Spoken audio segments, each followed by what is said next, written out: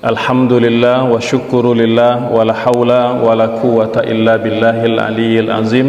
Bapak Ibu yang Allah muliakan, alhamdulillah pagi ini bisa bersilaturahim kembali dengan keluarga besar jamaah Masjid Fathul Ummah. Dan mohon maaf ya, beberapa kali beberapa bulan belum bisa memenuhi undangan Bapak Ibu sekalian karena qadarullah bertabrakan ya dengan jadwal perjalanan di beberapa negara ya, karena dipanggil oleh guru saya untuk menyelesaikan beberapa tugas yang belum selesai Bapak Ibu sekalian. Tapi alhamdulillah dengan izin Allah semua tugas-tugas sudah diselesaikan dan saatnya kembali turun gunung gitu ya, untuk mengajar umat, mendidik masyarakat. Bapak Ibu sekalian, biasanya kita belajar fikih 4 mazhab ya, tapi pagi ini mohon izin menyampaikan salah satu amanah dari guru kami yang pernah saya sampaikan kepada Bapak Ibu sekalian. Ini buku karya Mufti Agung Baitul Maqdis ya, Ketua Majelis Tinggi Ulama Palestina Profesor Dr. Syekh Ikrimah Said Sabri. Usia beliau sudah nyaris 1 abad ya. Ini diantara ulama yang sangat istiqomah dalam mendidik umat, terutama memberikan penyadaran seputar Baitul Maqdis dan Palestina dan apa urgensinya bagi umat ya. Nah Bapak Ibu, buku ini sudah selesai kami terjemahkan seperti mana amanah beliau dan sudah dicetak ya. Alhamdulillah kurang dari 2 bulan buku ini sudah tercetak dan terdistribusi 2000 eksemplar ya, ke seluruh Indonesia. Buku ini Bapak Ibu menjelaskan kepada kita hal penting ya, terkait dengan apa yang wajib dilakukan oleh umat terhadap Baitul Maqdis, terhadap Palestina. Secara umum, kalau kita bicara apa yang perlu dilakukan oleh umat terhadap Baitul Maqdis, ada 3 Bapak Ibu. Yang pertama, i'dad ma'rifi, persiapan ilmu ya, pengetahuan apa yang kita perlu tahu dari Baitul Maqdis ya. Yang kedua ada i'dad siasi ya, ini persiapan politik ya, dukungan terhadap Palestina, terhadap Baitul Maqdis. Itu tidak cukup dari kalangan kultural ya, tetapi juga perlu dari upaya-upaya struktural dari pemerintah, dari negara ya. Dan yang ketiga ada i'dad siyasah, ini persiapan politik ya. Ini terutama dukungan umat Islam dari seluruh dunia untuk membebaskan Baitul Maqdis. Nah bagian beliau, karena beliau adalah ulama, melakukan persiapan i'dad ma'rifi ya, persiapan pengetahuan dan persiapan ilmu apa yang perlu dipahami, diketahui oleh umat terhadap isu Palestina ya. Nah ini sekelumit ya tentang buku ini Bapak Ibu sekalian.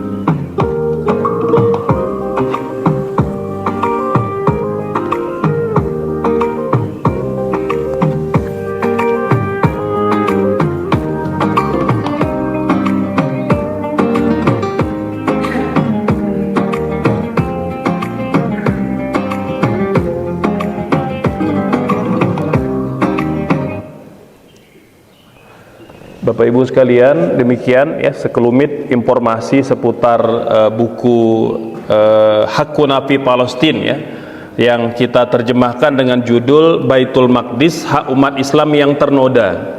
Jadi biasanya buku tentang Baitul Maqdis itu tebal-tebal dan berat ya. Biasanya bacaan referensi akademisi ya, kalangan kampus, mahasiswa, para dosen ya, sehingga pengetahuan seputar Baitul Maqdis itu sangat eksklusif ya, tidak dipahami oleh masyarakat. Nah, alhamdulillah Bapak Ibu, dengan barokah keulamaan beliau ya, buku ini bisa dihadirkan hanya dengan 200 halaman saja ya, tidak terlalu tebal dan bahasanya sangat ringan Bapak Ibu, bisa dibaca oleh anak-anak sampai orang dewasa gitu ya. Nah, ini surat resmi dari beliau yang menunjuk saya Al-Fakir ya untuk menerjemahkan kemudian menerbitkan buku ini di Indonesia, dan targetnya 3 bahasa Bapak Ibu ya, ada bahasa Indonesia, ada bahasa Inggris dan bahasa Melayu ya, dan yang baru kita terjemahkan adalah dalam bahasa Indonesia gitu ya. Nah, ini etika Bapak Ibu, kita tidak boleh menerjemahkan, memperbanyak, mendistribusikan buku kitab para ulama melainkan dengan izin penulisnya ya. Nah, ini ada pernyataan tertulis dan selain pernyataan lisan Bapak Ibu sekalian ya. Alhamdulillah buku ini sudah berkeliling di Indonesia ya, kita sudah mengadakan bedah buku di beberapa kota ya. Nah, terakhir kita mengadakan di Pekanbaru Riau ya, tempat kelahiran saya. Nah, ini sedikit oleh-oleh dari Tuan Guru Ustadz Abdus Somad. A'udzubillahi minasyaitonirrajim. Subhanalladzi asra bi'abdihi lailan minal masjidil harami ilal masjidil aqsa. Sikap kita terhadap Masjidil Aqsa adalah iman kita kepada Allah Subhanahu wa taala. Maka di antara cara menguatkan diri kita, anak-anak kita, umat kita, dengan referensi yang tepat dan benar. Salah satu referensi ditulis oleh imam besar sekaligus Mufti Agung Baitul Maqdis, Fadilatul Syekh Dr. Ikrimah Sobri, dan diterjemahkan langsung oleh sahabat kami alumni Al-Azhar Kairo Mesir, Al-Mukarram Ustadz Ardiansah Asri Husain LCMH. Mudah-mudahan buku ini tidak hanya sebagai sebuah pengetahuan, tapi juga membangkitkan keimanan, kesadaran, kepedulian terhadap Palestina. Man lam yahtam bi amril muslimin, siapa yang tidak peduli terhadap saudara-saudaranya, falaysa minhum, maka dia bukan bagian dari umat Nabi Muhammad SAW. Mudah-mudahan buku ini bisa kita miliki, bisa kita pahami, bisa kita wariskan. Diadakan kajian bedah buku supaya menanamkan kecintaan, kepedulian terhadap Palestina. Kita akan ditanya nanti di hadapan Allah, kita hidup di zaman ini, apa yang sudah kita lakukan. Salahuddin Al-Ayyubi sudah berbuat, kita apa yang sudah kita lakukan dan apa yang akan kita lakukan. Mudah-mudahan dengan membaca, mengajarkan buku ini, kita bisa menjawab di hadapan Allah SWT. Berkah selalu. Assalamualaikum warahmatullahi wabarakatuh. Jadi Bapak Ibu sekalian, buku ini setidaknya punya 5 keistimewaan. Yang pertama adalah kebenaran tentang Baitul Maqdis yang ditulis langsung ya, oleh ulama yang memang lahir, membesar ya, dan sampai hari ini tinggal di Baitul Maqdis ya. Ini beliau biasanya setiap minggu itu berkeliling dunia Bapak Ibu ya, mengajarkan umat tentang Baitul Maqdis. Tapi tahun 2025 ini beliau sudah tidak boleh keluar dari Baitul Maqdis, dipenjara di rumahnya. Padahal usianya sudah mau 1 abad, jalan aja sudah goyang ya, tapi ditakuti oleh penjajah. Ini belum lama saya diundang ke pertemuan ulama sedunia, ada 500 ulama Bapak Ibu diundang ke Istanbul. Beliau salah satu yang diundang ke Istanbul ya. Ditunggu-tunggu sampai hari H beliau tidak bisa datang gitu. Jadi hanya mengirimkan video yang direkam di Baitul Maqdis, dikirimkan ke Istanbul ya. Jadi setidaknya memberikan obat rindu ya dengan beliau. Kita rindu dengan tausiah dan penguatan dari Syekh Ikrimah Said Sabri. Yang kedua, tips pengelolaan aset Baitul Maqdis dan kawasan sekitarnya. Bapak Ibu jangan lupa, Baitul Maqdis itu adalah tanah wakaf. Yang menjadi nazir pertama kali adalah Umar bin Khattab. Umar telah menerimanya, diterima wakafnya dari pendeta Sapronius Nasrani ya, ketika Umar menjadi khalifah. Dan ketika Romawi ingin menguasai Baitul Maqdis, pendeta Sapronius sebagai orang yang diamanahkan menjaga kota Baitul Maqdis mengirim surat kepada Umar. Wahai Umar, walaupun kami dan Romawi seagama, tapi untuk urusan menjaga Baitul Maqdis kami percayakan kepada kaum muslimin gitu. Maka Umar datang Bapak Ibu menerima kunci gerbang pintu Baitul Maqdis, dan sejak saat itu sampai nanti masa pemerintahan Turki Utsmani tidak kurang 1.200 tahun Baitul Maqdis itu dipegang oleh kaum muslimin. Ya, sampai nanti pada 1948 atau 1967 ya, Israel Zionis menjajah Palestina, ya, menjajah Baitul Maqdis, dan otomatis sampai hari ini Masjid Al-Aqsa, Baitul Maqdis berada di bawah penjajahan Israel, Bapak Ibu sekalian. Jadi di bawah cengkeraman ya penjajah. Nah, intisari dari buku ini Bapak Ibu sekalian, selain ya 8 bab tadi kita jelaskan di awal ya. Jadi buku ini mengandung 8 bab. Dari bab yang pertama itu asal muasal dan propaganda Yahudi. Ya, banyak masyarakat tidak paham perbedaan antara Yahudi, Bani Israel dan Zionis. Ini serupa tapi tak sama Bapak Ibu. Ya, memahami perbedaan ketiga entitas ini menjadi penting, karena jangan sampai kita salah membenci ya, salah mencela, karena antara Yahudi, Zionis dan Bani Israel ini serupa tapi tak sama. Itu dijelaskan pada bab yang pertama. Pada bab yang kedua ada Yahudi dan New Zionism ya, ini gerakan politik yang ingin mendirikan negara di Palestina untuk orang-orang Israel, dan tidak ada perintah dalam kitab Taurat ya, dalam kitab Nabi Musa yang memerintahkan orang-orang Yahudi mendirikan negara Bapak Ibu. Itu murni gerakan politik ya, tidak ada kaitan dengan agama Yahudi. Kemudian yang ketiga, hak umat Islam atas Baitul Maqdis ya. Dan yang keempat, fakta dan tragedi yang terjadi di Palestina. Apa yang menimpa Baitul Maqdis, apa yang menimpa Palestina. Bab yang kelima, hubungan antara Masjidil Haram dengan Masjidil Aqsa. Ada hubungan yang erat Bapak Ibu. Kemudian yang keenam, Baitul Ma'mur dan Masjid Al-Aqsa. Nah, ini Baitul Ma'mur menarik Bapak Ibu. Beliau menjelaskan bahwa Baitul Ma'mur itu adalah Ka'bahnya malaikat. Dulu Ka'bahnya manusia, Ka'bahnya malaikat sama yang ada di bumi. Ya, tapi kemudian ketika Allah takdirkan Adam menjadi khalifah, ya beliau diperintahkan memakmurkan, ya membangun dan memakmurkan Ka'bah, ya Masjidil Haram yang ada di bumi. Lalu untuk malaikat dibangunkan Baitul Ma'mur. Ya, ini Baitul Ma'mur adalah Ka'bahnya para malaikat yang kata Nabi setiap hari masuk ke Baitul Ma'mur 70.000 malaikat.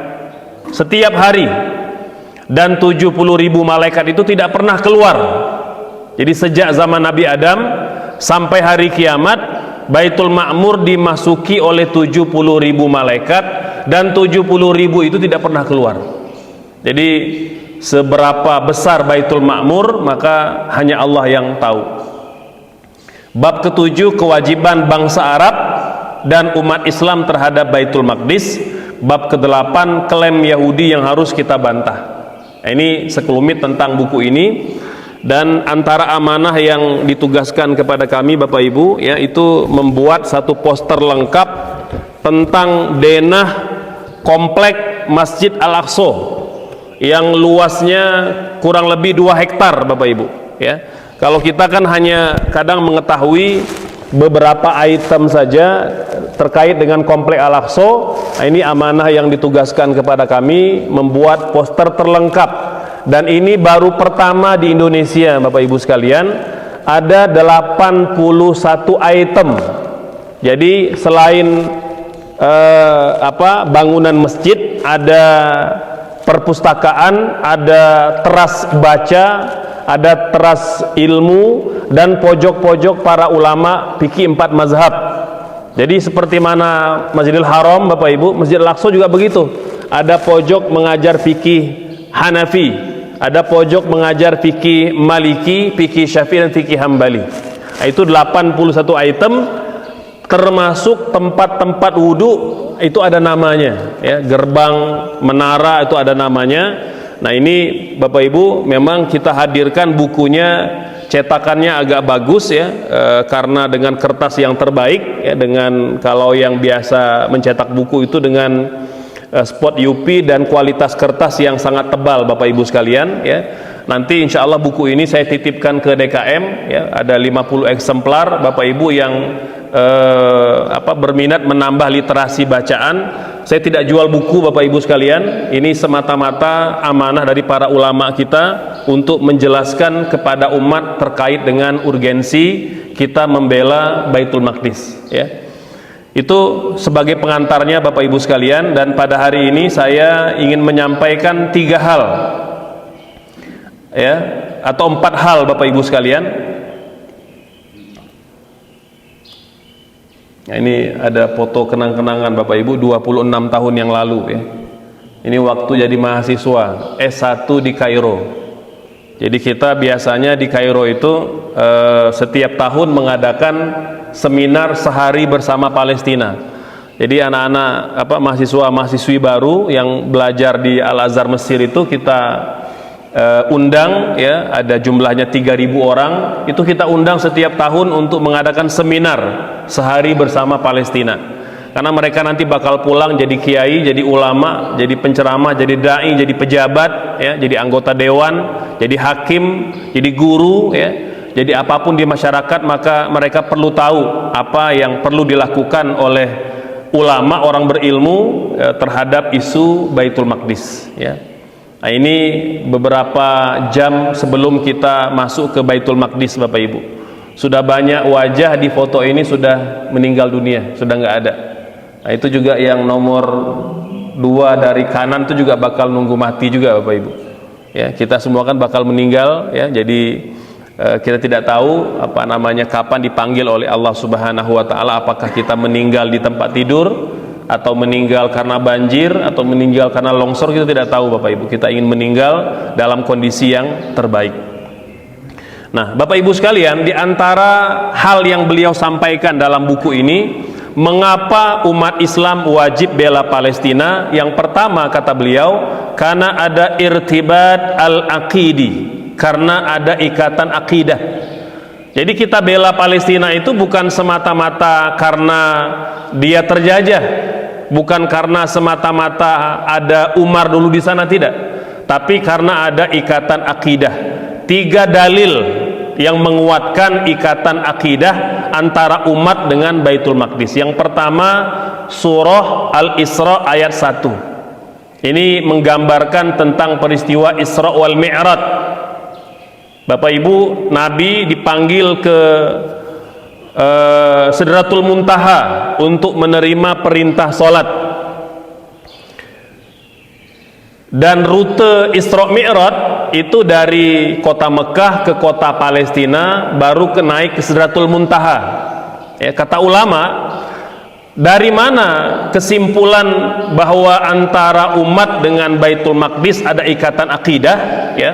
Itu karena prinsipnya Allah kan maha mampu mengangkat Nabi dari langit kota Mekah itu langsung ke Sidratul Muntaha, dan jaraknya lebih dekat. Mengapa Nabi tidak diangkat langsung? Tapi faktanya Bapak Ibu, rute Isra Mi'raj itu kan tidak langsung, dia belok dulu dari Mekah ke kota Palestina dulu, baru naik ke Sidratul Muntaha. Padahal jarak antara Madinah, antara Mekah dengan Palestina itu 1.200 kilo. Waktu itu belum ada kendaraan, jadi kalau jalan kaki butuh waktu 1,5 tahun ya, tapi Nabi Isra Mi'rajnya cuma sebentar saja ya. Jadi ini membuktikan bahwa Allah ingin melibatkan Baitul Maqdis dalam peristiwa bersejarah itu, biar kita tidak lupa. Jadi kalau kita ingat Isra Mi'raj, merayakan Isra Mi'raj, kita ingat Baitul Maqdis. Yang kedua, Al-Quds, Baitul Maqdis itu bumi sangkakala Bapak Ibu, tempat malaikat Israfil meniupkan trompet tanda hari kiamat. Dalilnya surah Qaf ayat 41. Ini saya hafal betul surah ini karena dulu jadi mahar Bapak Ibu. Ya, jadi dulu istri ketika saya nikahi minta maharnya perhiasan plus hafalan surah Qaf. Nah, ini surah Qaf ini surah favoritnya mahasiswa Mesir, Bapak Ibu. Ya, karena dia berbicara tentang surga, tentang neraka, tentang sakaratul maut, tentang kematian, ya, tentang kenikmatan setelah mati. Ya. Jadi biasanya kalau yang lagi down, lagi kurang semangat, lagi malas beribadah, tuh baca surah Qaf ini, Bapak Ibu. Ya. Jadi kata Allah dalam surah Qaf ayat 41, wastami' yauma yunadil munadi mim makanin qarib yauma yasma'una sayhata bil haqq dzalika yaumul khuruj. Kata Allah, dengarkanlah pada hari di mana malaikat Israfil meniupkan trompet, sangkakala dari tempat yang dekat. Makanin qarib, Bapak Ibu, tempat yang dekat yang Allah maksudkan dalam surah Qaf ini, kesepakatan jumhur ulama tafsir adalah Baitul Maqdis. Jadi kelak pada menjelang hari kiamat, malaikat Israfil turunnya itu di Baitul Maqdis, meniupkan trompet tanda hari kiamat. Yang ketiga, Al-Quds adalah bumi padang mahsyarnya manusia. Jadi manusia yang hidup sejak zaman Nabi Adam sampai manusia terakhir nanti meninggal, mau dimanapun kuburannya, kebangkitannya di Baitul Maqdis, Bapak Ibu. Itu hadis sahih dari Imam Ibnu Majah. Jadi kita nanti meninggalnya di Jawa Barat, meninggalnya di Aceh, meninggalnya di Sumatera Barat, meninggalnya di Sumatera Utara, dimanapun kita meninggal, hadis Ibnu Majah mengatakan semua manusia dibangkitkan dari kematian dan berkumpul di padang mahsyar. Padang mahsyar itu titik kumpulnya di Baitul Maqdis, assembly pointnya, Bapak Ibu. Kan kita kalau di hotel atau di kantor itu kan ada assembly point, tempat berkumpul kalau terjadi kebakaran. Maka padang mahsyar itu luas nanti, dan titik kumpul utamanya adalah Baitul Maqdis gitu. Nah, ini ikatan akidah, Bapak Ibu. Yang kedua, ikatan ibadah antara kita dengan Baitul Maqdis. Apa dalilnya? Baitul Maqdis kiblat pertama umat Islam, ula kiblatain. Turun perintah solat, berapa lama Bapak Ibu Nabi solatnya menghadap Baitul Maqdis? Nyaris 1,5 tahun. Ada dua riwayat mengatakan 16 bulan, riwayat kedua mengatakan 18 bulan. Jadi kiblat pertama kita adalah Al-Aqsa.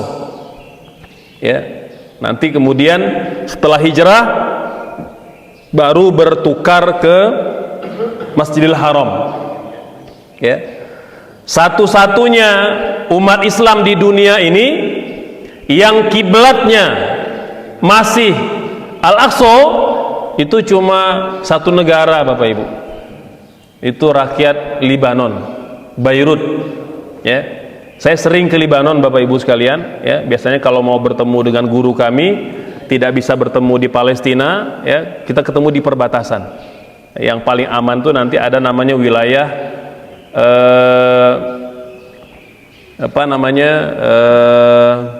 Baida gitu ya. Itu sekarang sudah rata dengan tanah. Dulu kalau mau bertemu dengan ulama-ulama Palestina, kita agendakan bertemu di situ di perbatasan. Saya pertama kali ke Beirut beberapa tahun lalu, Bapak Ibu, ya, itu disambut oleh beberapa teman dari Beirut dan masuk waktu zuhur. Kata mereka, kita mau sholat zuhur, kiblat kita Baitul Maqdis gitu. Saya dengan wajah agak bertanya, kan sudah berubah, kiblat kita kan sudah tidak boleh ke Baitul Maqdis, kiblat kita ke Masjidil Haram.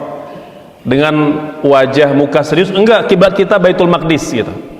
Itu saya sempat berpikir waktu itu, ini jangan-jangan ajaran sesat ini, ya, apa kiblatnya masih ke Baitul Maqdis. Tapi nggak apalah, saya ikut mereka gitu. Nah, sampai lokasi, ya, kita sholat menghadap ke laut, ya, karena arah kiblatnya menghadap ke laut. Kata mereka, akhi, ya, saudaraku, kiblat kita, ya, orang Beirut, wilayah Baida ini, itu satu garis antara Ka'bah dengan Masjidil Aqsa. Jadi mereka yang tinggal di pesisir pantai Baida, Bapak Ibu, itu kalau sholatnya menghadap ke Masjidil Haram, di waktu yang sama itu satu garis lurus dengan Masjid Al-Aqsa. Jadi barulah saya paham maksudnya, ya, mereka sholatnya menghadap dua kiblat sekaligus dalam satu kali sholat gitu. Sementara ya kita tidak, karena berbeda lokasinya, berbeda posisinya. Termasuk kalau Bapak Ibu kita berziarah di Madinah, itu ada masjid Kiblatain. Masjid Kiblatain itu, kiblat yang pertama dengan kiblat yang sekarang itu jaraknya 150 derajat. Jadi hampir balik kanan, Bapak Ibu. Jadi kalau kita menghadap ke sholat menghadap ke kiblat, ya di Masjid Kiblatain itu, maka sebelah kanan kita itu 150 derajat, itulah kiblat yang pertama. Ya. Masjid Al-Aqsa dulu jadi kiblat kita yang pertama gitu. Nah, walaupun kita ada di Masjid Kiblatain, tetap kita sholatnya menghadap ke Masjidil Haram. Jadi tidak sah sholatnya kalau tidak menghadap ke Masjidil Haram. Kecuali Bapak Ibu sholatnya di Beirut, ya, di Libanon. Ya, semoga nanti ada kesempatan berangkat ke sana, ya, untuk merasakan sholat menghadap dua kiblat sekaligus. Ya. Yang kedua, pahala sholat lebih besar dari masjid yang lain. Itu cara Allah mengikat umat Islam dengan Baitul Maqdis, Bapak Ibu. Ya, kita berupaya sholat di sana dari aspek ibadah diikat biar tidak lupa. Sholat di Mekah berapa pahalanya, Bapak Ibu? 100.000 kali lipat dibanding sholat di masjid yang lain. Kalau di Madinah 1.000. Kalau di Palestina, ya, ada 2 riwayat, bahkan 3 riwayat yang mengatakan sama pahalanya dengan sholat di Madinah, 1.000 kali lipat. Hadis yang kedua 500 kali lipat. Hadis yang ketiga 250 kali lipat. Jadi intinya pahalanya diperbesar dibandingkan sholat di masjid-masjid yang lain. Yang ketiga, Baitul Maqdis itu destinasi perjalanan yang direkomendasikan Nabi, Bapak Ibu. Ya, kan kita kalau mau liburan keluarga kan sering nanya, ini destinasi mana yang bagus? Bapak Ibu, kalau tanya Nabi, Nabi mengatakan 3 destinasi wisata spiritual yang perlu kita lakukan. Yang pertama ke kota Mekah karena ada Masjidil Haram, yang kedua ke Madinah karena ada Masjid Nabawi, dan yang ketiga ke Palestina karena ada Baitul Maqdis. Ya, jadi jangan lupa Bapak Ibu kalau bikin agenda perjalanan keluarga, itu ketiga tempat ini yang kita prioritaskan. Jangan sampai sudah keliling kemana-mana, ke China, ke Paris, ke Korea, tapi kita belum ketiga tempat ini. Malu kita nanti kalau ketemu Rasul. Sudahkah kita berangkat ke masjidnya gitu, ya? Yang keempat, nah ini penting Bapak Ibu, jarang kita yang tahu bahwa Baitul Maqdis itu juga tempat miqat untuk ibadah haji dan ibadah umroh. Kalau kita mikot dari udara, dari laut, di mana tempat mikot kita, Bapak Ibu? Ini yang biasa haji ini. Yalamlam, Zatul Irqin, mana lagi? Zulhulaifah. Ya, itu kalau dari udara atau dari laut. Kalau dari darat misalnya, kita ada di mana? Ya, ada di Mesir misalnya, ya. Nanti itu bisa di Yalamlam atau bisa di Jeddah, ya, di bandara atau di pelabuhan Jeddah. Itu tempat miqat Bapak Ibu. Kalau kita berada di Madinah, di Bir Ali miqat kita. Kalau kita di Mekah, di mana miqat kita Bapak Ibu? Di Tan'im. Mana lagi? Ja'ronah, itu miqat kita.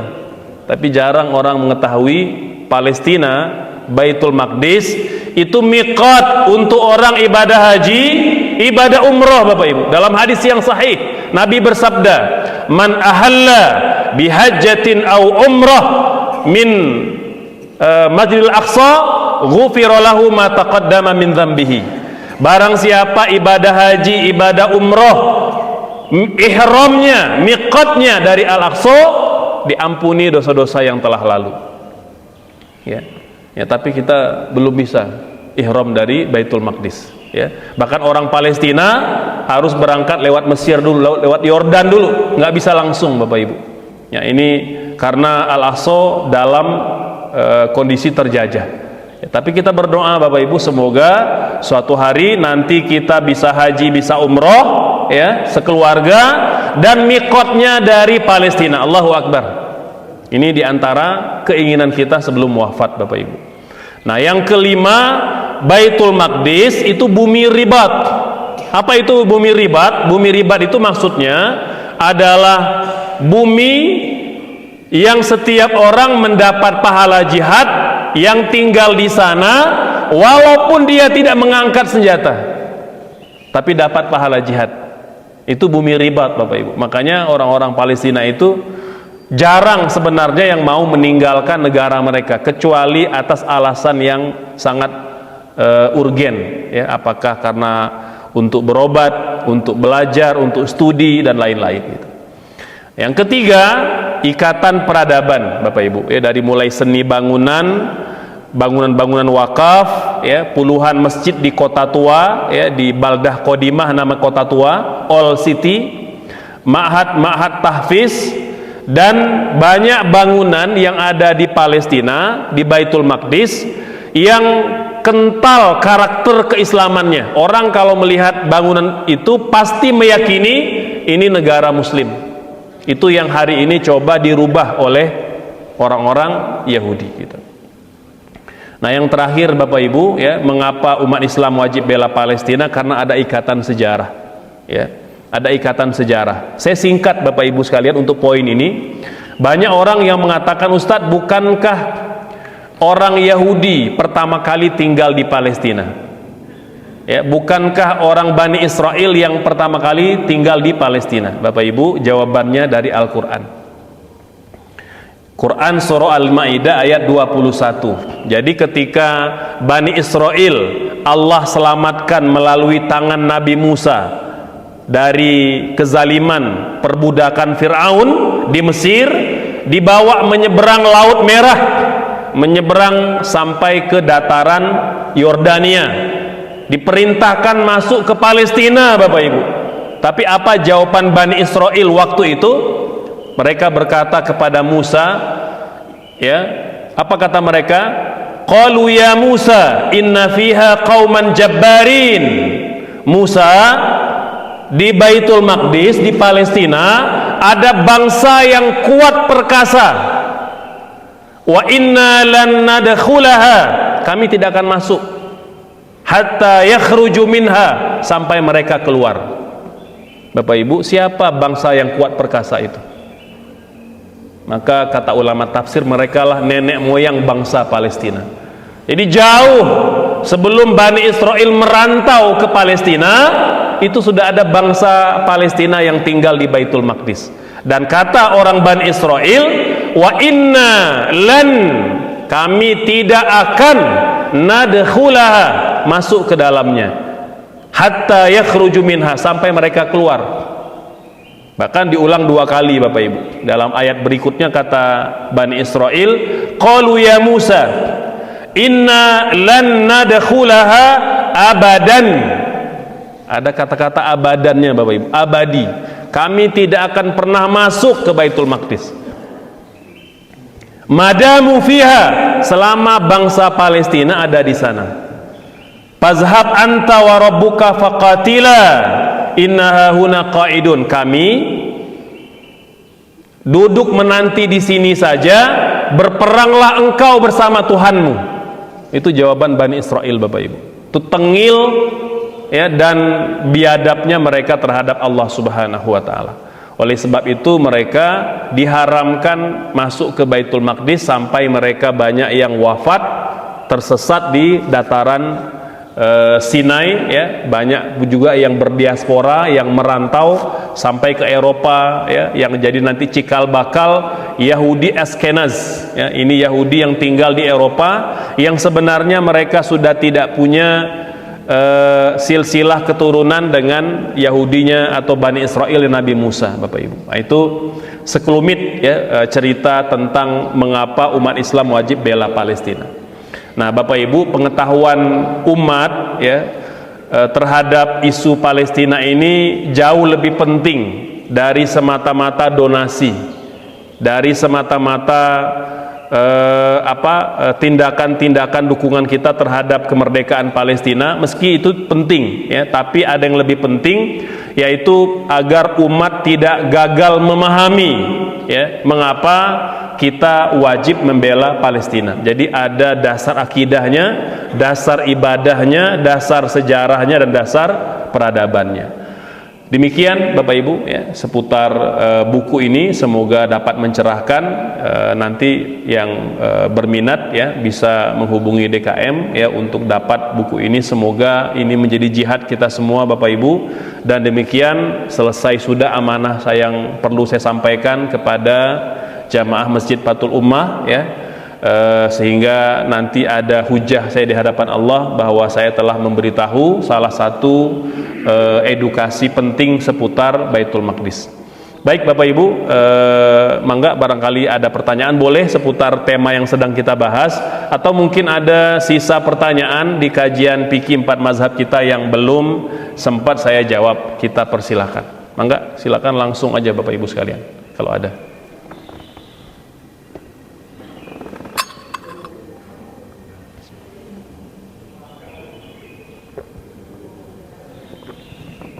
Ya, mangga Ibu silakan.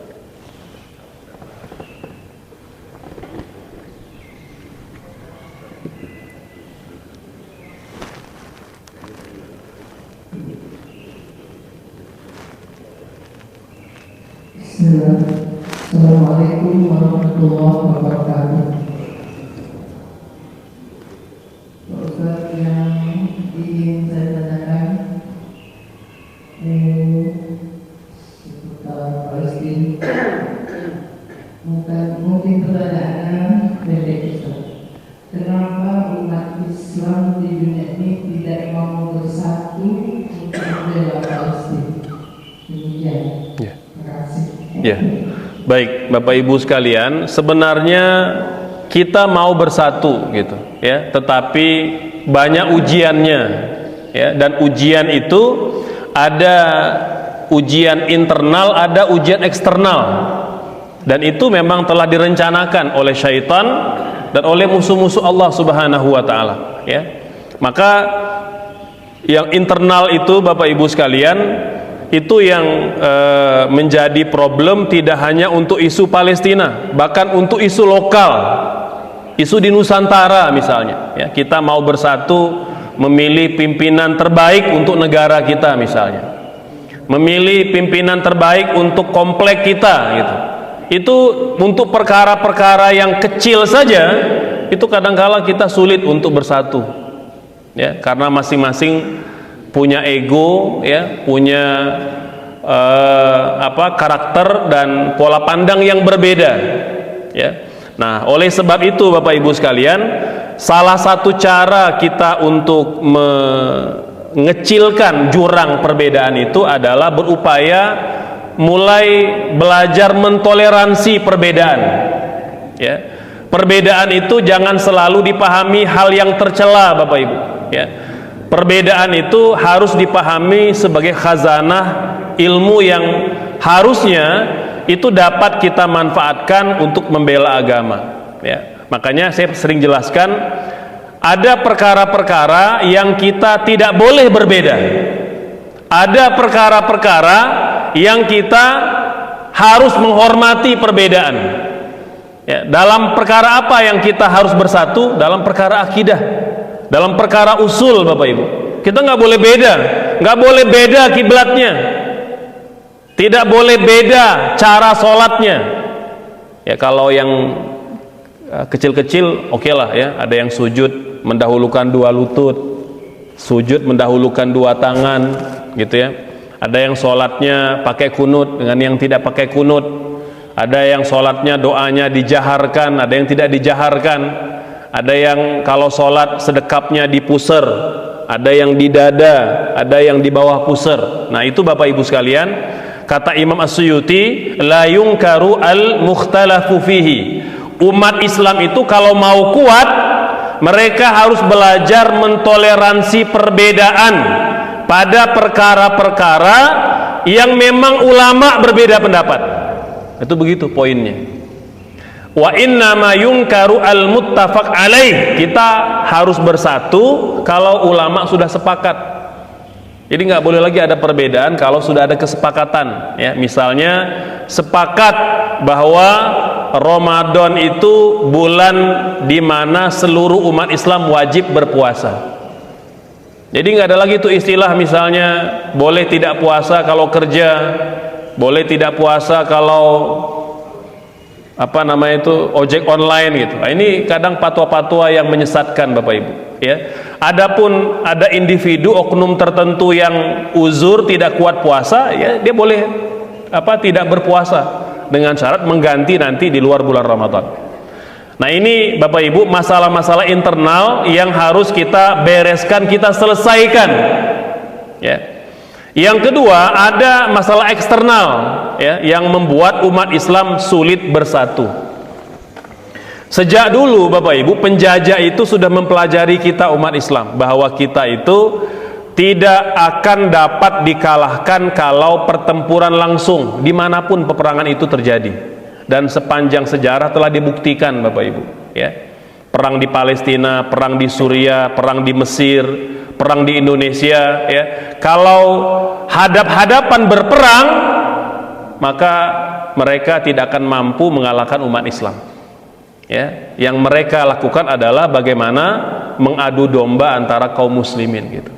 Kita dibangun narasi-narasi saling membenci gitu ya. Contoh aja Bapak Ibu dalam di Indonesia misalnya yang sering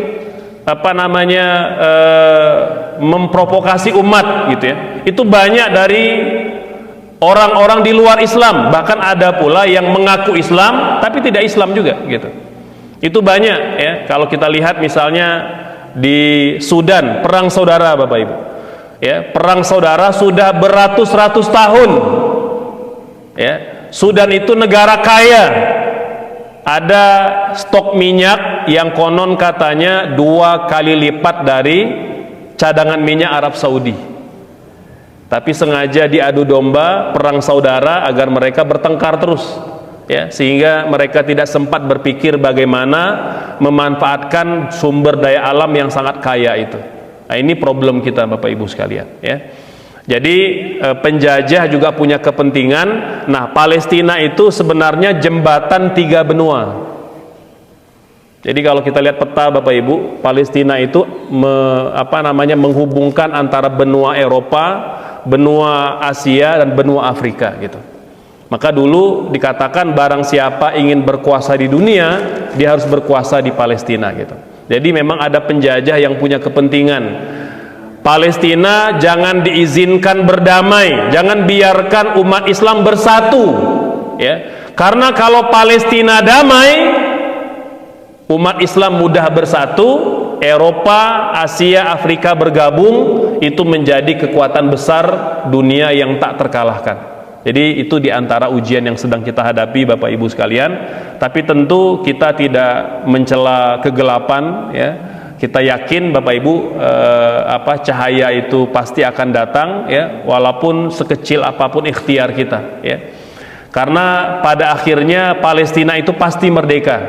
Ya, ini kalau kita lompat ke masa depan Bapak Ibu sekalian, nanti Imam Mahdi itu ya bersama dengan umat Islam memimpin umat Islam, ibu kotanya adalah Baitul Maqdis Palestina, seperti mana pada hadis yang sahih Bapak Ibu ya, itu tidak ada satupun orang Yahudi yang tinggal di Palestina. Nanti Dajjal itu akan membawa Yahudi dari Iran, dari Khurasan. Ada 70.000 orang Yahudi yang dia bawa ya, itu semua pasukan terlatih untuk menjadi pasukan inti dari Dajjal Bapak Ibu sekalian. Artinya bahwa Palestina pasti merdeka ya. Cuma pertanyaannya apakah merdekanya dengan melibatkan kita atau tidak Jadi itu aja Bapak Ibu sekalian. Jadi semoga ya ceramah-ceramah seperti ini dapat membangkitkan semangat dan optimisme di kalangan kaum muslimin. Demikian Ibu ya. Mangga barangkali ada yang lain silakan. Ya, mangga Bapak silakan. Bisa dikasih mic-nya ya.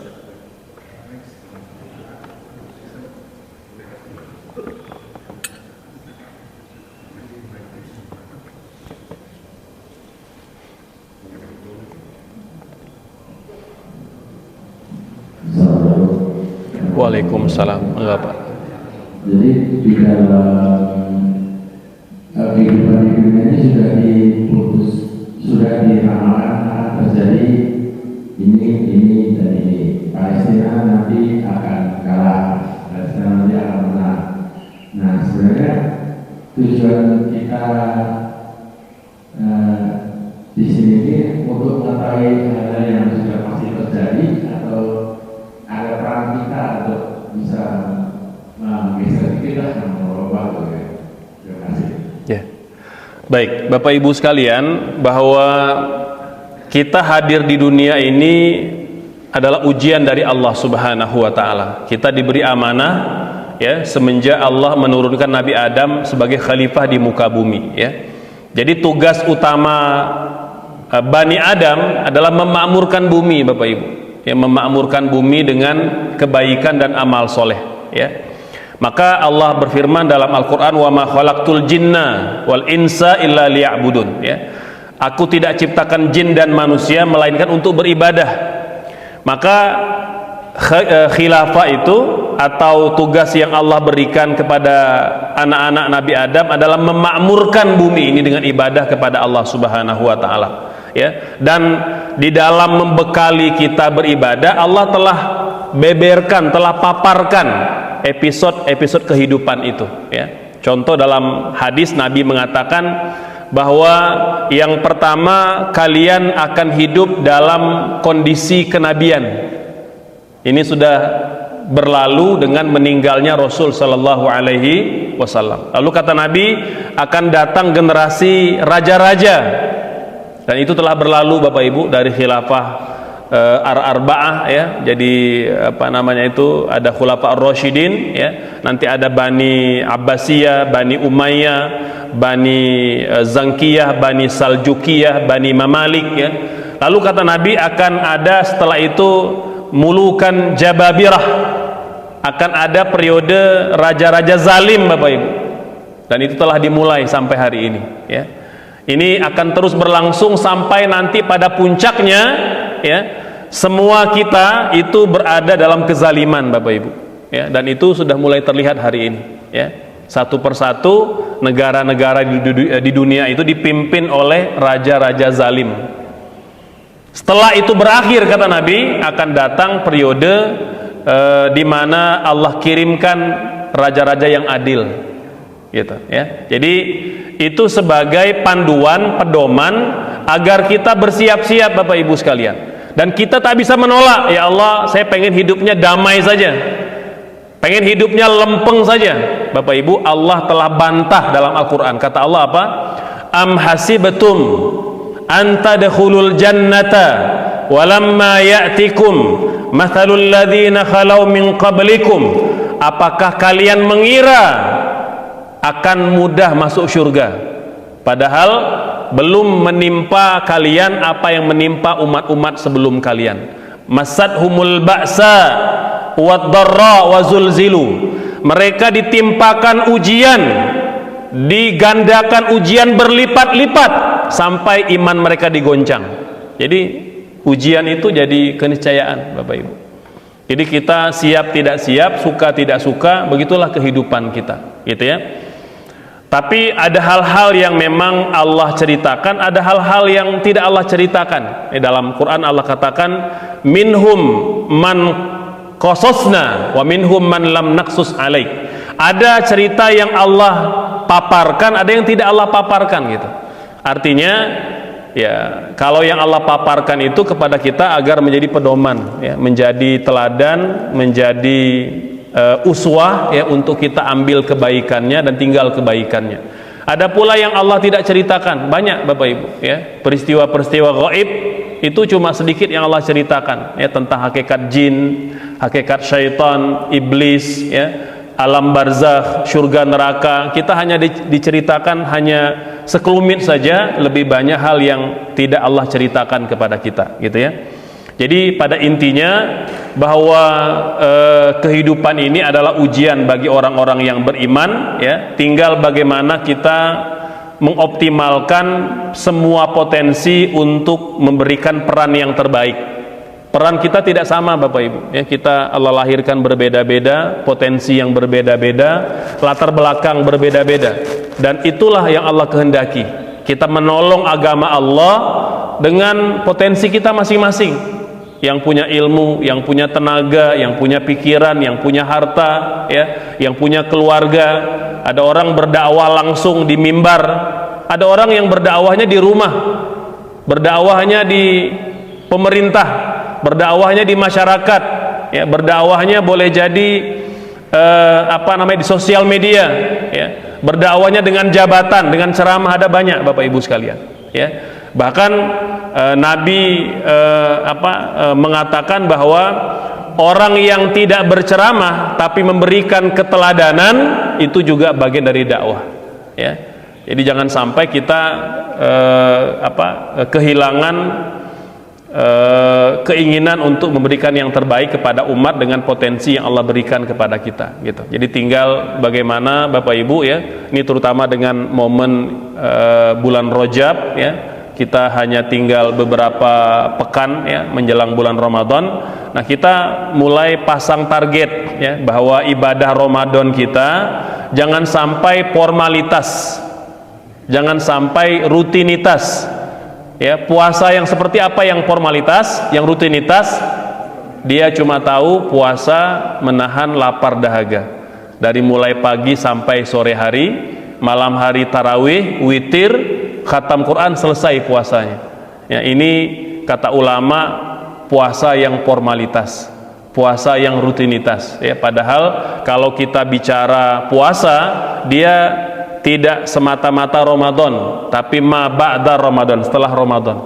Seperti mana ibadah haji Bapak Ibu, ibadah haji itu tidak dilihat pada waktu hajinya, tapi ma ba'dal haj, apa yang ada setelah ibadah haji gitu ya. Jadi orang itu dikatakan berhasil Ramadannya itu bukan ketika dia full puasa, khatam 30 juz, tarawih tidak pernah lewat, tahajud tidak pernah tinggal, witir tidak pernah absen, bukan itu Bapak Ibu. Ukurannya adalah apakah kita telah menjadi pribadi bertakwa setelah Ramadan ya, dengan ketakwaan personalnya ya, di keluarga, pasangan, anak-anak, tetangga, sampai ketakwaan sosial ya, berbangsa, bernegara, bermasyarakat sebagai umat ya. Nah, itu yang juga menjadi renungan kita bersama Bapak Ibu ya. Nah, semoga ya dengan majelis-majelis ilmu seperti ini kita semakin paham bahwa agama itu tidak semata-mata formalitas ya, tapi substansi yang perlu kita lahirkan. Wallahu alam. Mungkin barangkali masih ada terakhir ya, Bapak silakan. Ibu ada yang mau nanya lagi? Sebelah sini mungkin masih ada? Nggak ada, berarti kalau nggak ada yang terakhir ya, silakan Bapak.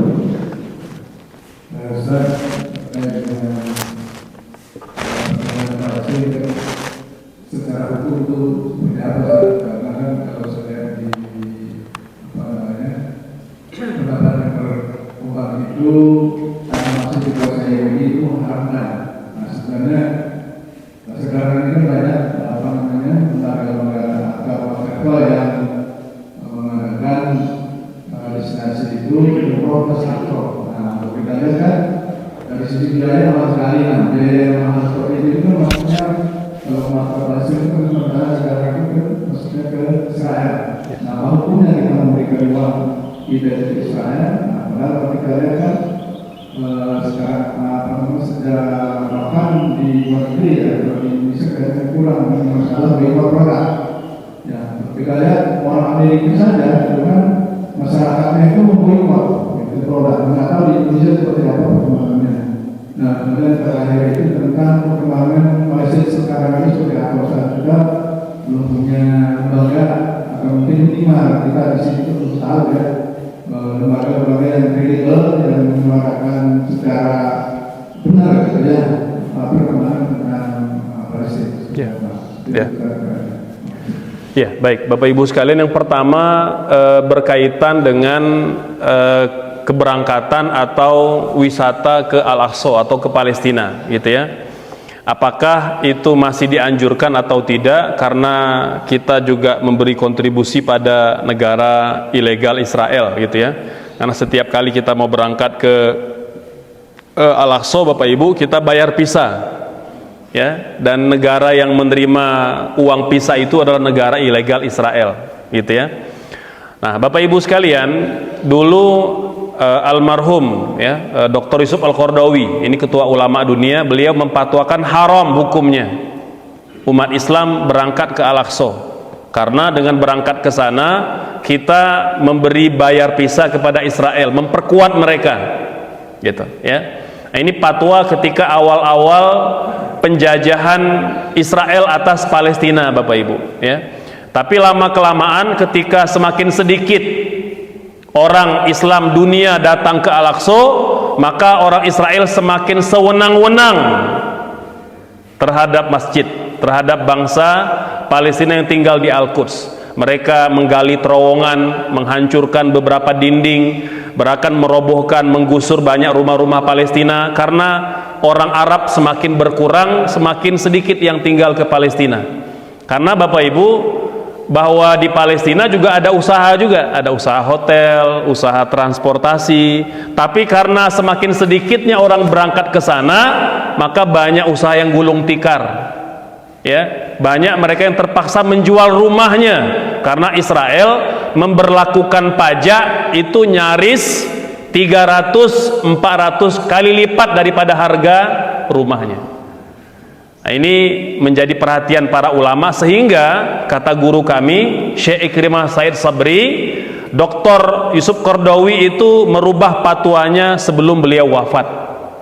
Kata beliau, dalam kondisi saat ini saya perintahkan umat Islam untuk kembali datang ke Al-Aqsa, ke Palestina, karena kita bimbang kalau tidak ada umat Islam yang datang ke sana, maka Israel semakin sewenang-wenang terhadap Al-Aqsa ya. Nah oleh sebab itu Bapak Ibu, jalan tengahnya adalah betul, satu, visanya masih masuk ke Israel, itu tak dapat kita bantah, itu yang harus kita perjuangkan. Bagaimana negara-negara OKI ya, Robitu Alam Islami, Persatuan Parlemen Islam Sedunia sudah banyak dibentuk, diinisiasi Bapak Ibu ya. Banyak muktamar, banyak konferensi, termasuk konferensi yang baru saya ikuti belum lama ini di Istanbul, sama dalam rangka memperjuangkan itu, mengumpulkan para ulama ya, negarawan, para aktivis kemanusiaan, bagaimana kita punya gerak yang sama, pandangan yang sama untuk menuju Palestina merdeka. Nah, karena pisahnya kita belum bisa batasi ya, maka yang dapat kita lakukan Bapak Ibu, memaksimalkan wisata halal ya, akomodasi yang ada di Al-Aqsa, karena 90% masih milik orang Palestina. Jadi yang kita bayar cuma ke Israel cuma pisah aja gitu ya. Nah yang berikutnya Bapak Ibu, pastikan kedatangan kita ke sana kedatangan yang membawa dampak kebaikan ya. Sampai ke sana bukan cuma senang-senangnya, bukan cuma foto-foto, video-video, enggak. Kita mau yang berangkat ke sana membangun kesadaran bahwa ada masjid umat Islam yang terjajah. Kita kalau datang ke Madinah ada Masjid Nabawi, datang ke Mekah ada Ka'bah, bebas merdeka kita sholat ibadah di sana. Tapi kalau di Al-Aqsa Bapak Ibu, sholatnya di bawah todongan senjata ya. Walaupun Bapak Ibu kalau wisata tidak bakal melihat itu. Mengapa? Karena rutenya telah diamankan oleh Israel. Rute itu rute wisata, karena mereka terima visa kita. Negara yang terima bayar visa, dia menjamin keamanan kita ya. Makanya tidak bakal melihat, kalau Bapak Ibu mau lihat kekejaman Israel di Palestina, tidak bisa pakai jalur wisata. Itu jalurnya nanti jalur Gaza, nanti beda lagi, nanti itu jalur yang lebih berbahaya Ya, nah, jadi tapi setidaknya kalau berangkat ke sana, Bapak Ibu dapat melihat Al-Aqsa, ya, melihat Kubah Emas, melihat makam Nabi Ibrahim, ya, putra putrinya, ya, dan nabi-nabi yang lain itu banyak yang dapat kita lihat. Nah, kita harapkan walaupun kita ngasih uang visa kepada Israel, tapi dampak amal kita setelah pulang dari Palestina itu lebih besar, ya. Apakah dengan semakin mendorong kita untuk lebih banyak berinfak, ya, edukasi kepada umat, kepada masyarakat, ya, menyadarkan bahwa kita tidak boleh membiarkan atau mendiamkan isu Al-Aqsa yang terjajah dan isu Palestina. Itu kira-kira begitu, Bapak, ya. Jadi ada plus minusnya, ya, dan kata para ulama hari ini memang fatwa haram datang ke Al-Aqsa itu sudah dibatalkan, telah dicabut karena mudorotnya lebih besar kalau kita membiarkan Al-Aqsa tanpa kita kunjungi. Karena kondisi hari ini Bapak Ibu sudah banyak yang retak-retak, longsor, ambruk ke bawah. Mengapa? Karena Israel menggali lubang terowongan itu beribu-ribu meter di bawah tanah. Itu yang kita bimbangkan nanti Al-Aqsa itu akan ambruk, akan roboh gitu. Jadi, nah termasuk yang diserukan oleh Syekh Ikrimah itu beliau mendesak para ulama untuk segera melakukan upaya untuk merenovasi Al-Aqsa karena sudah banyak yang ambruk ke bawah. Ya, kita bimbang nanti ya kayak masjid Bapak Ibu, bawahnya keropos karena pondasinya telah dikeruk oleh Israel. Ya, jadi kita bimbang nanti tiba-tiba dia sudah ambruk begitu saja, gitu. Ya. Yang terakhir Bapak Ibu, isu terakhir Palestina, bahwa kita tahu bulan Oktober kemarin telah terjadi kesepakatan gencat senjata, tidak saling berperang, tidak lagi ada pembantaian. Tapi bukan Israel kalau tidak mengkhianati gencat senjata. Sejak Oktober kemarin Bapak Ibu sampai Desember ini mereka telah membantai 411 orang Gaza, ditembak mati Bapak Ibu, ya. Belum lagi bayi-bayi yang meninggal karena musim dingin, ya. Ini belum lama ada bayi satu orang Bapak Ibu meninggal, jadi malam hari dipeluk oleh ibunya, pagi hari telah membeku, ya, karena dingin, karena mereka tidak punya rumah, jadi tidurnya pakai tenda, ya. Itu yang kemarin kita bertemu di Istanbul, ya, bagaimana mendorong umat, mendorong NGO, mendorong pemerintah untuk segera melakukan gerakan-gerakan nyata, ya, yang sedang kita upayakan itu membangun shelter sementara Bapak Ibu, ya, minimal mereka bisa bertahan hidup di musim dingin ini, gitu ya, karena kita pun tidak tahu Bapak Ibu sampai kapan nyawa penjajah ini Allah panjangkan, gitu ya. Kita hanya ikhtiar saja, ya. Jadi yang mereka di sana berperang, kita kan tidak mungkin berperang Bapak Ibu karena kita dilarang oleh pemerintah kita, ya, kecuali kalau diizinkan oleh Pak Presiden, ya, negara mengizinkan. Kemarin saya berangkat bersama dengan teman-teman ulama dari Aceh Bapak Ibu, itu mereka baru aja rumahnya kena banjir, tapi karena telah dipanggil ke Istanbul untuk berkumpul, mereka berangkat Bapak Ibu, ya, padahal rumahnya sudah nggak ada. Itu luar biasa. Jadi memang kalau kita bicara perjuangan dan konsistensi rakyat Aceh ini memang tidak diragukan Bapak Ibu. Jadi yang berangkat dengan saya itu rumahnya sudah nggak ada, tapi tetap berangkat juga, gitu ya. Jadi kata beliau, Ustadz, sebenarnya kami sudah lama menyiapkan relawan perang katanya untuk berangkat ke Gaza, cuma belum diizinkan katanya. Kalau Pak Presiden mengizinkan, pemerintah mengizinkan, membuka jalur, kami yang daftar pertama kali, gitu. Nah, tapi Bapak Ibu, tentu ya kita juga belum tahu kondisi lapangan di Gaza. Jadi yang penting adalah kita berbagi peran, gitu ya. Jadi rakyat Gaza mereka berperang langsung melawan penjajah, kita di Indonesia yang minimal dengan doa Bapak Ibu, minimal itu dengan doa.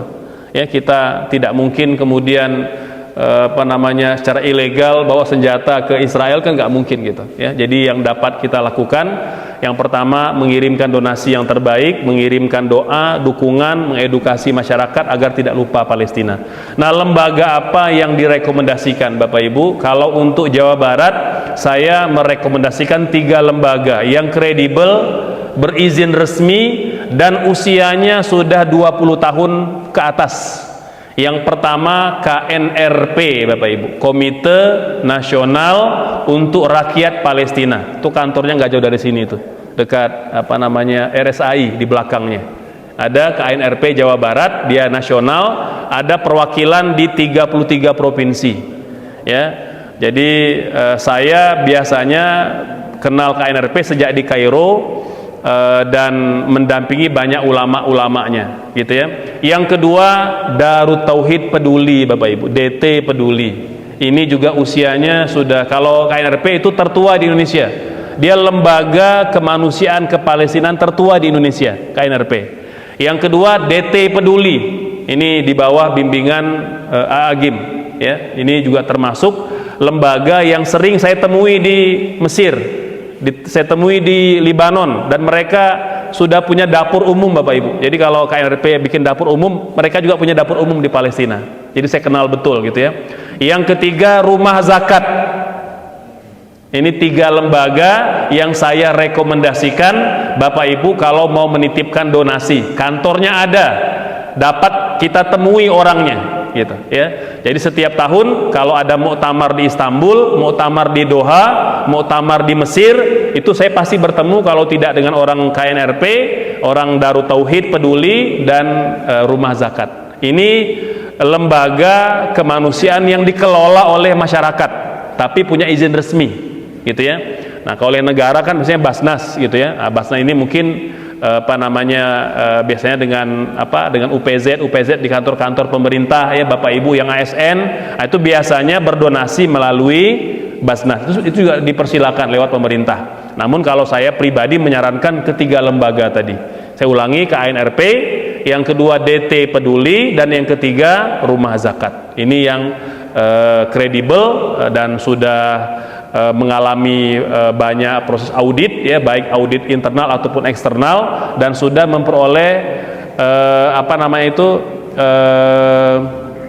apa tuh kalau istilah audit itu WTP ya Pak istilahnya itu ya. Jadi ya wajar tanpa pengecualian ya. Jadi karena biasanya setiap lembaga itu punya dewan pengawas syariah yang juga mengawasi setiap transaksinya gitu. Demikian Bapak Ibu sekalian ya, ceramah pada pagi ini semoga bermanfaat dan semoga menjadi amal soleh untuk kita semua. Amin, Allahumma amin. Saya mohon izin Bapak Ibu kita berdoa, pertama untuk masyarakat Sumatera, dan kedua untuk masyarakat Palestina, dan yang ketiga untuk seluruh masyarakat Indonesia.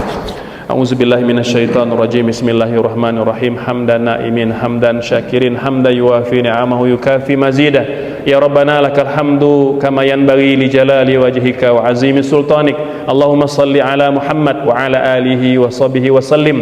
Allahumma ighfir lana dhunubana wa liwalidina warhamna warhamhum kama rabbawna saghira. Rabbana zalamna anfusana wa in lam taghfir lana wa tarhamna lanakunanna minal khasirin. Allahumma ja'al baldana hadha Indonesia baldatan aminatan mutmainnah sakha'an rakha'an ya rabbal alamin. Allahumma waffiq ulata umurina lima tuhibbu wa tarda.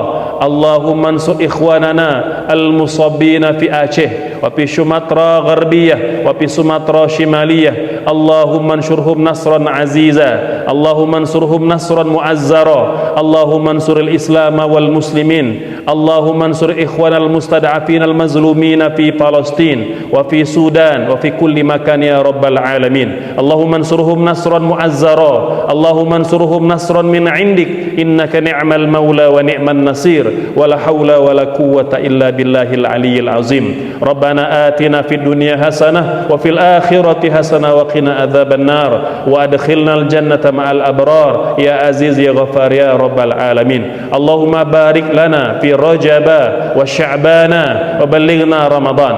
Rabbana atina fid dunya hasanah wa fil akhirati hasanah wa qina adzaban nar. Sallallahu ala sayyidina Muhammad wa ala alihi wa sahbihi wa sallim. Subhana rabbika rabbil izzati amma yasifun wa salamun alal mursalin walhamdulillahi rabbil alamin. Demikian Bapak Ibu, barakallahu fikum. Wassalamualaikum warahmatullahi wabarakatuh.